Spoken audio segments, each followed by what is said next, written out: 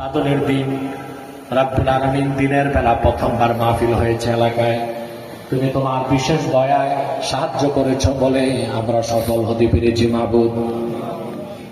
এই মাহফিলের জন্য তোমার বান্দাগুলো কাতরে ধন দিয়েছে, মন দিয়ে খেটেছে, আইন প্রয়োগকারী সংস্থা আইনি সহায়তা করেছে, রাজনীতিবিদ সমাজবিদরা এগিয়ে এসেছে।